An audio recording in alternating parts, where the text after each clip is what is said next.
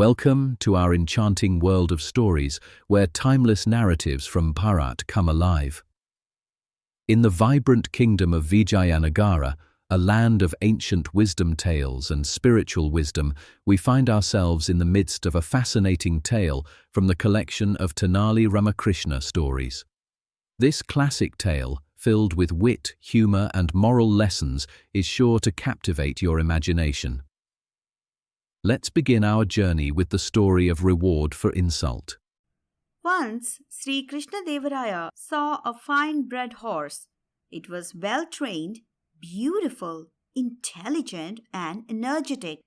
The king was delighted by its capabilities and bought it immediately. Even the soldiers were surprised by its unique abilities. The news about the king's new horse spread like wildfire. Everyone in the kingdom was talking about it. A show to exhibit the horse antiques was also organized regularly for the people. People from different parts of the kingdom flocked in large numbers to watch its stunts. Everyone found the shows amusing. The response from the audience used to lift the horse's spirits. Children loved it and often fed the horse with pulses and grains. Krishnadevaraya was fond of the horse and used to be happy in its company. He used to go for long rides and also would sit on his horse while exercising. One fine morning, the king was riding on to the bridge of the Tungabhadra river. The sun was shining brightly and the river was flowing in all its glory. The cool morning breeze was blowing softly. The entire place was serene except for the occasional chirping of birds. The king was exercising on horseback in the lap of nature. Just then, Tenali Ramakrishna came that way. Noticing the king from afar, he could not stop admiring the king's horse. He approached the king and started watching him with interest. The king stopped exercising on seeing Ramakrishna. The horse, sensing the presence of another person, lifted its front legs and neighed. The king petted the horse with both his hands. "Good morning, Your Majesty," greeted Ramakrishna. "Good morning, Ramakrishna. What brings you here at this hour?" greeted the king. "I come here daily for my morning walk. You have a fine horse, Your Majesty.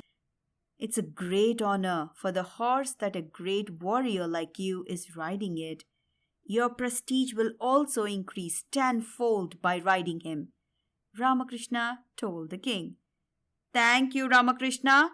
I bought this horse from a distant place. It is very majestic and agile, and the various antiques it performs are mesmerizing," the king said excitedly. Ramakrishna fell into deep thought. Noticing this, the king asked him, "Ramakrishna, what are you thinking so deeply?" Ramakrishna replied, "Your Majesty, I have a small doubt." "What is it?" asked the king suspiciously. "I too own a horse, but it is not as beautiful as your horse. It is neither intelligent nor energetic, but it performs one antique perfectly. Can you make your horse do the same antique as my horse?" asked Ramakrishna. "My horse is very costly, and no other horse in the entire kingdom can compete with it. Why compare your ordinary horse with mine?" Please bring your horse and we will see which one wins," the king replied angrily. The king was not pleased with Ramakrishna belittling his horse. He believed that his horse was the best. The king had several thoughts on his mind. "Ramakrishna is an intelligent fellow. He has many tricks up his sleeve and teaches them to his horse. "We have to be careful," he told his horse. The horse raised its front legs and neighed, signaling that it was ready for the competition. Ramakrishna brought his horse, which was weak and looked as if it was affected by famine. The horse would definitely collapse if anyone rode on it.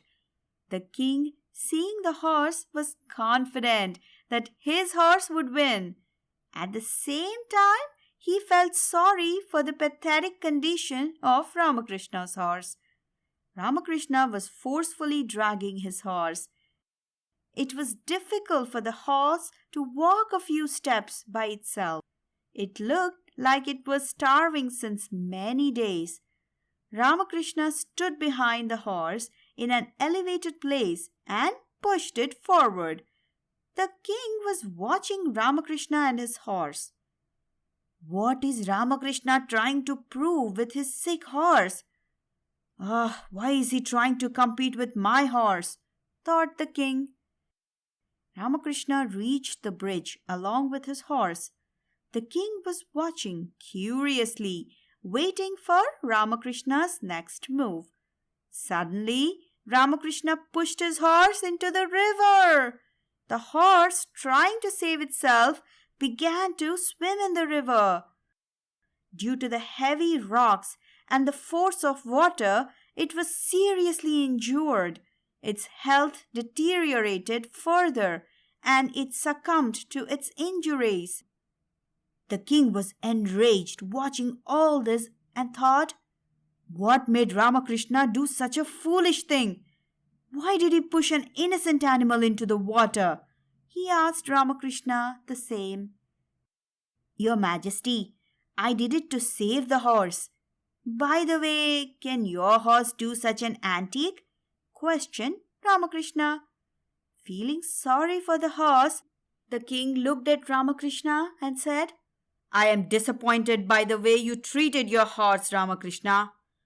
Your Majesty, losing a useless friend is not a loss at all. At times, it might lead to some gain, replied Ramakrishna.